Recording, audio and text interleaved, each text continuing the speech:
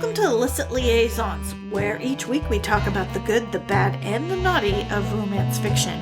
I'm Jenna Hart. I'm a romance author and an avid romance reader, and I'm the owner of swoonworthyhea.com, an online community for people who love to read and write romance and want to hang out with other people who do the same.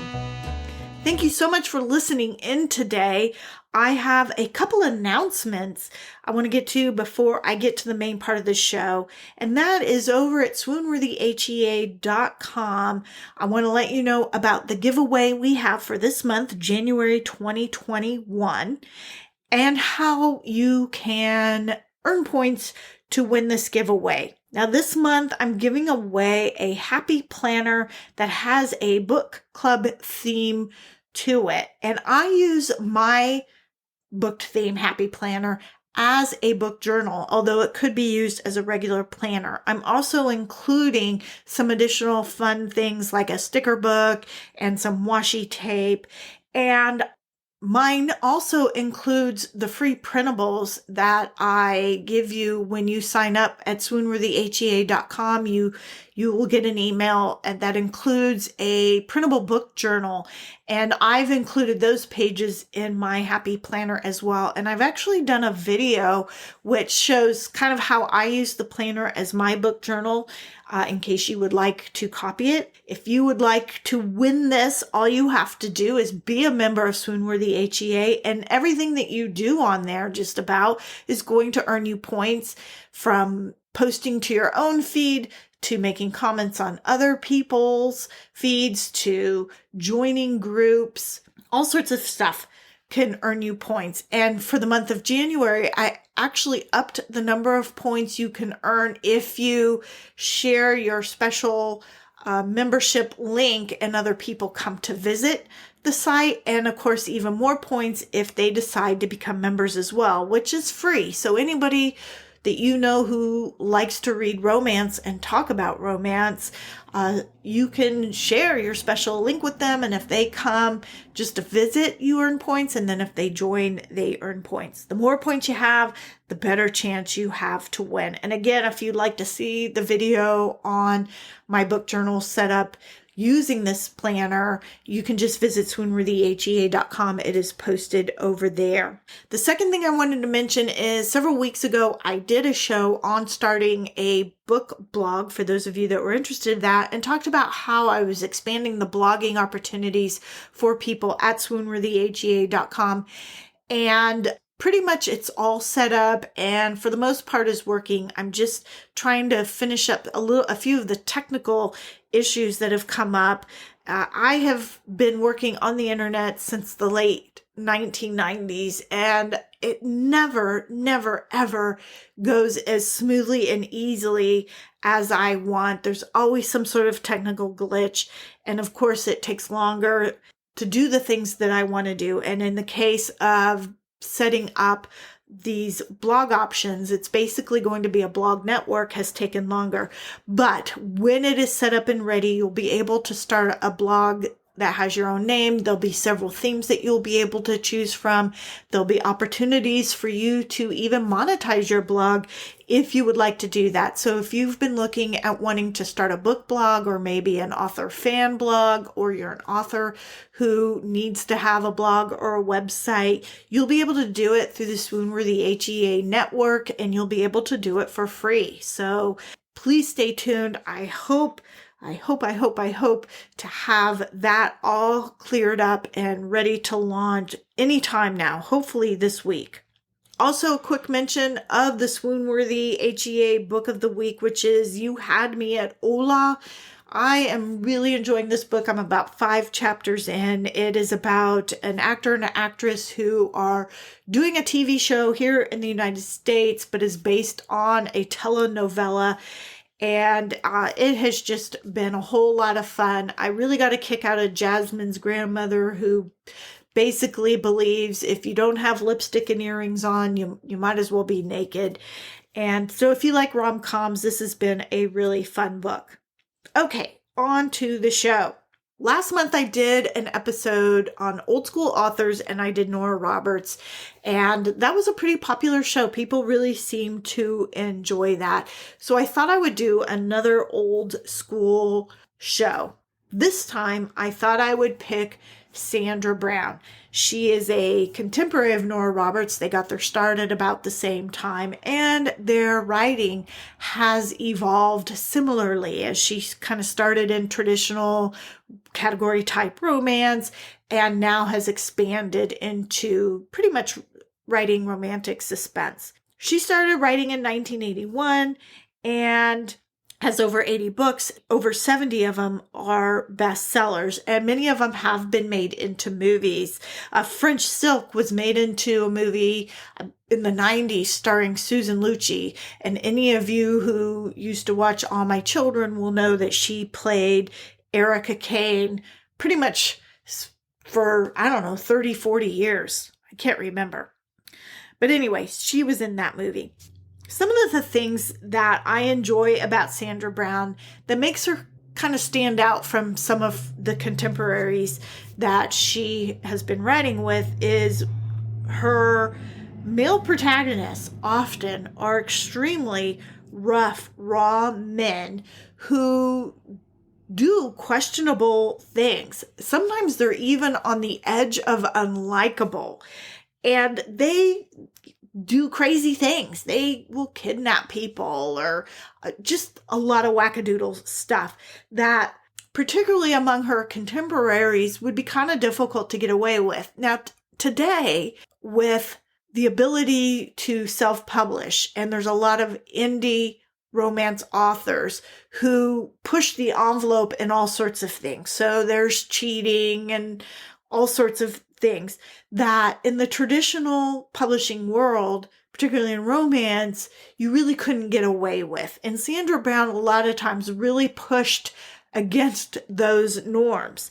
For example, some of her characters, some of the female characters in her books are married, and are then in fact kind of getting together with this other guy. And of course, cheating is generally not something that you would find in a romance, because normally you wouldn't like a protagonist who is a cheater.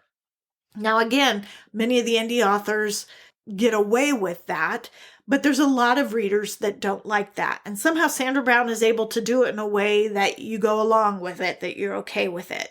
Another thing that Sandra Brown has that I didn't see a lot of until much more recently was characters with observable challenges. A lot of times characters have issues, but they're all in their head. It's some sort of psychological or emotional issue, some, trauma they had that is kind of getting in the way of them functioning in the world or achieving their goals or being happy in the world.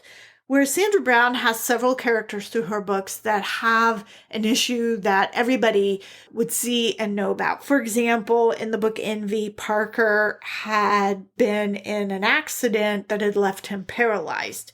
Or Anna in Unspeakable is deaf. For a long time, particularly through the 90s, I never really saw characters that had issues like that. Back in the 80s and even in the early 90s, a lot of times our love interests were always depicted as very beautiful, extremely handsome, very strong, these near perfect specimens of people. And it's only in, this last decade or maybe two that you start to see characters that look more like the real world. But Sandra actually had some characters that had, physical issues that weren't something that could be easily hidden, like sometimes you see with other characters whose issues are more kind of in their head, psychological or emotional.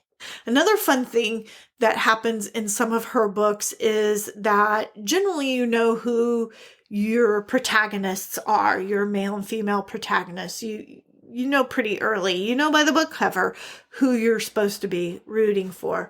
But there are a few books of hers where you're reading along and all of a sudden you begin to question whether these characters are as good or innocent as you thought they were, and that maybe they actually did the dastardly deed they're accused of, or maybe they aren't as good. Maybe, they are being deceptive in a way that isn't good. And I find her ability to do that really interesting when you get to a point where all of a sudden you're questioning whether or not this character isn't really bad or isn't really guilty. So I find that really fun. The other part of that is she often has unexpected twists and turns. There's often a lot of twists and turns through the book, but there's always one moment where it's just like, holy crap, I did not see that coming. And those are always fun. The more you read her books, the more you're expecting those to come. So sometimes when I read them, they don't have the same effect as they had when I initially started reading her. I'm not quite sure if maybe the writing has changed, or maybe it's just because I'm always anticipating it that it doesn't surprise me as much anymore. Although there is a book on my list that I will share with you that is a recent release that did kind of surprise me. But her twists and turns, there's generally at least one in there that is kind of unexpected, that throws everything that you've been thinking for a loop. And that's always very fun, I think. So with that said, let me go ahead and share a couple of my favorite books of Sandra Brown's. I'm going to start with a book called The Alibi, which came out in 1999 and has had a couple of re-releases. The Alibi is about Hammond, who is a special assistant county solicitor, which I guess is like an assistant district attorney down in South Carolina. And he comes from a prominent family, but he's really more interested in public service than in private practice. And he's actually very ambitious, and he can be very aggressive in his career, and he is looking to advance to be the county solicitor, especially since the guy above him is retiring. He is hoping to get that top spot. And he's lucky because there's this high-profile case that has come across his desk in which a woman is accused of murder. And if he prosecutes it successfully, he's got a really good chance of getting this promotion.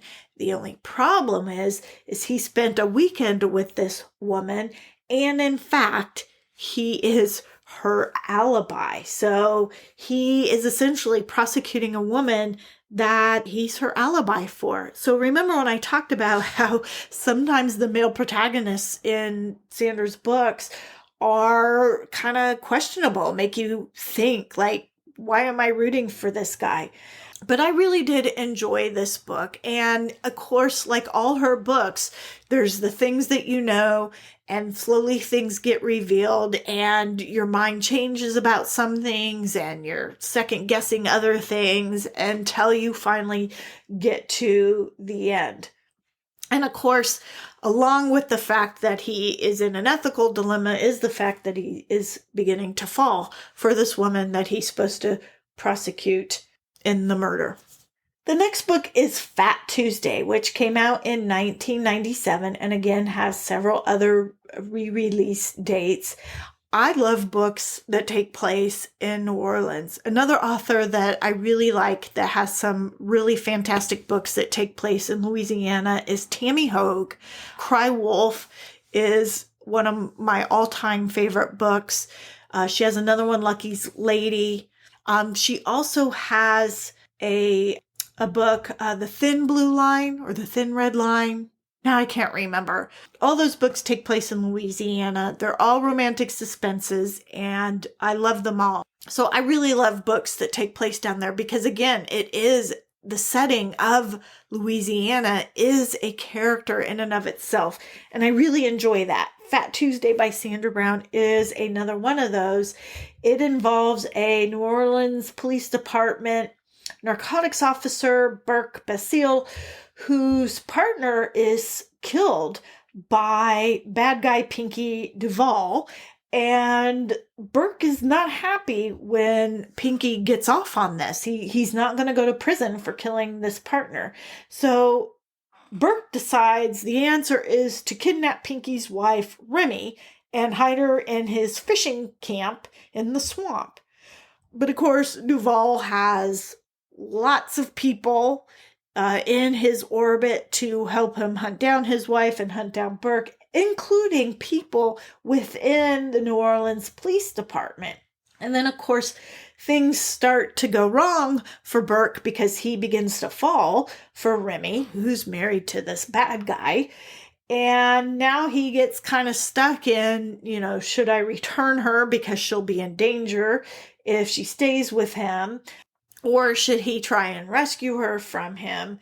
And there's all sorts of, same as before, twists and turns and unexpected events.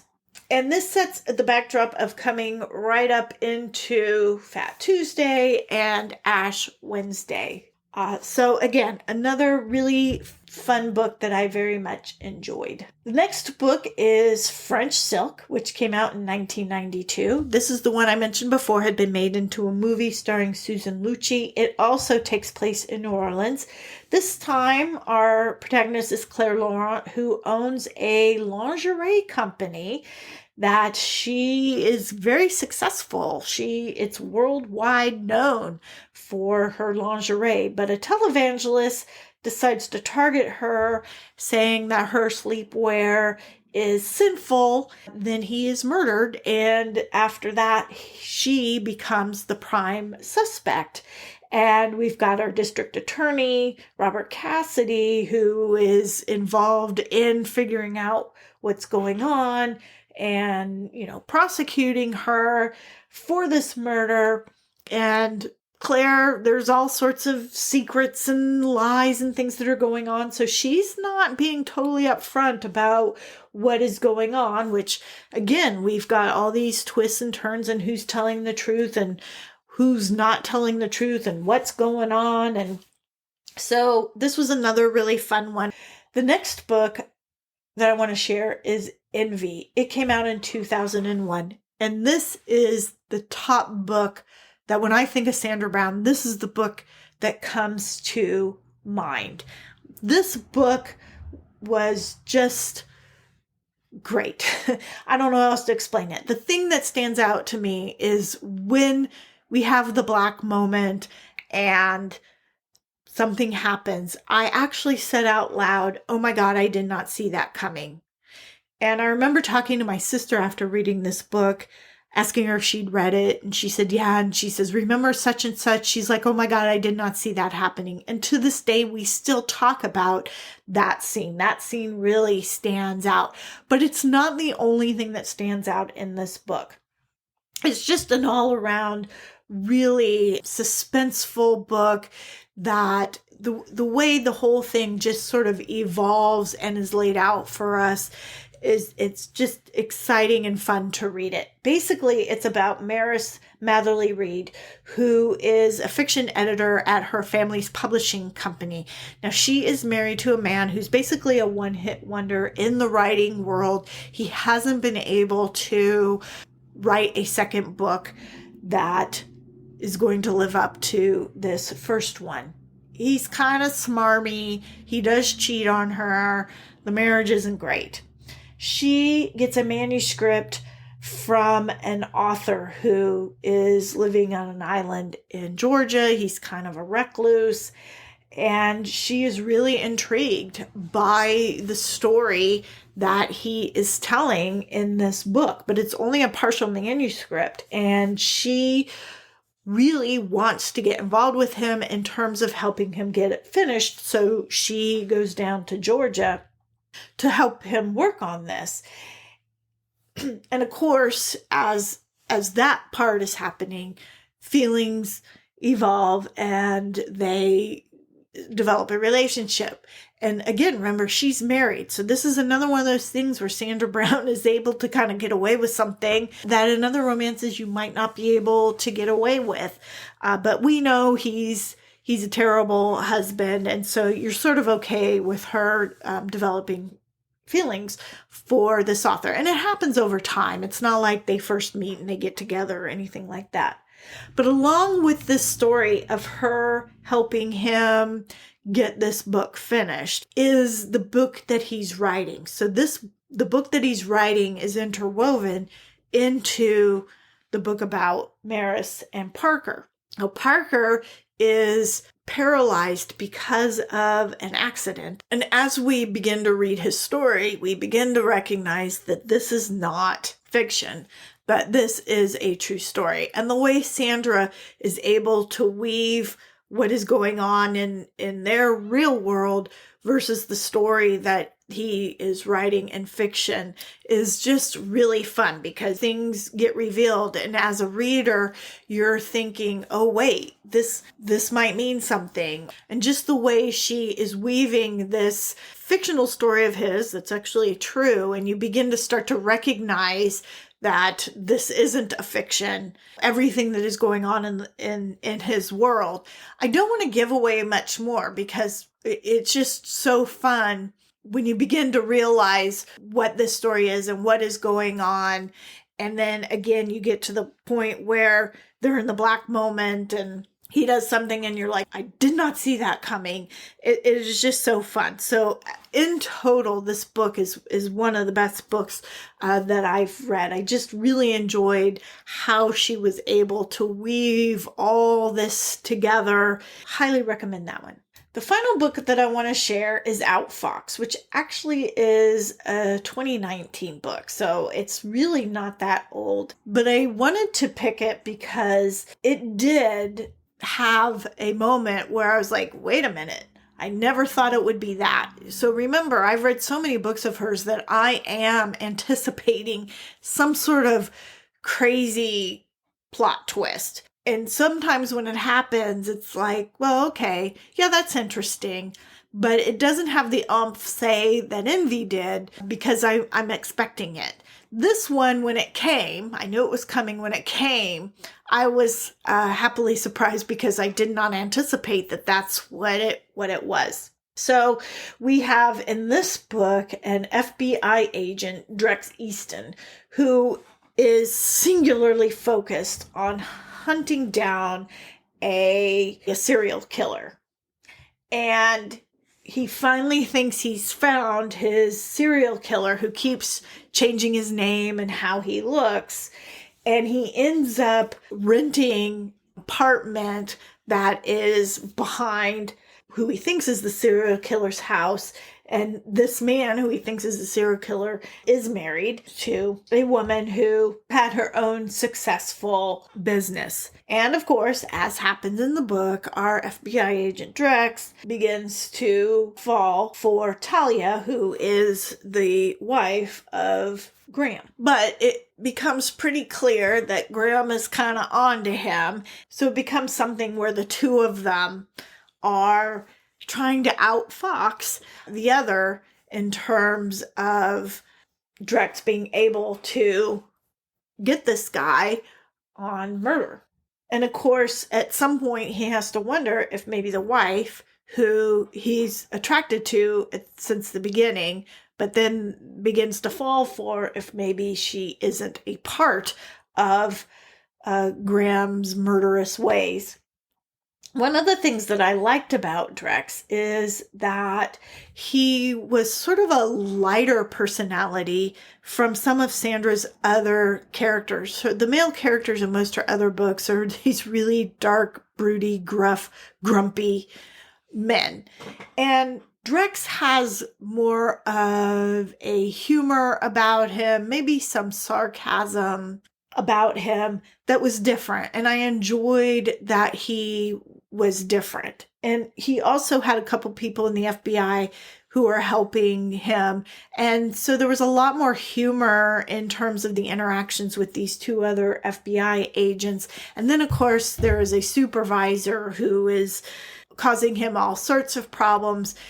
And part of it is Drex's own fault because he is hyper focused. He's like obsessed with catching this killer to the point where he's willing to break some rules, which causes problems. Again, this one, when we come to the end, Drex does, spoiler alert, get the bad guy, but there is kind of a twist that I didn't see coming and was quite unexpected. It did very much surprise me. So as a quick recap, the books that I really enjoyed by Sandra Brown and would recommend if you were reading Sandra Brown, I'm going to start with Envy. If you haven't read Sandra Brown, that's kind of the book I would start with, just because that book was just so fun. The way she just slowly wove everything together and how things evolved, and the way the reader is like, oh wait, isn't this interesting? Or, oh my gosh. So I would start with Envy. But then the other ones are The Alibi, Fat Tuesday, and French Silk are the ones that take place in New Orleans. And then, of course, Outfox, which is a much more recent book. Now, if you are a Sandra Brown fan and maybe there are other books of hers that you enjoy more, I would love to hear about it. Like I said, I've enjoyed many of her books. These are just a handful that stuck out to me when I thought, okay, what are some Sandra Brown books I could think about? These were the top 5 that came to my head, but it doesn't mean that the others aren't good as well. And of course, she has some much older ones that are in the much more traditional romance vein as well. Maybe you like those better. I would love to hear about it. If you've read any of these books and have thoughts about them, maybe you love them too, or maybe not, I would like to hear that as well. Now, the Illicit Liaisons podcast is hosted over at swoonworthyhea.com, so you can just visit there, click on the tab that says Illicit Liaisons, find the episode, and let me know in the comments what you think about this show or any of the shows that we've done. You can find the other shows there as well, or through your favorite podcast platform. Before I go, I want to give another shout out to swoonworthyhea.com, where you can join for free. You'll get a free book journal. You can come talk about your favorite romance fiction. We've got giveaways every month. I share lots of other great things that romance readers want to know about in terms of free books and lots of other stuff. So please stop by, check it out, and join us in the conversation on romance fiction. You can even start your own group. So if there's not a conversation there that you're interested in, start your own. If you are enjoying this podcast, I hope that you will subscribe, maybe even leave us a review. That would be awesome. And until next time, this is Jenna Hart, wishing you peace, love, and happily ever after.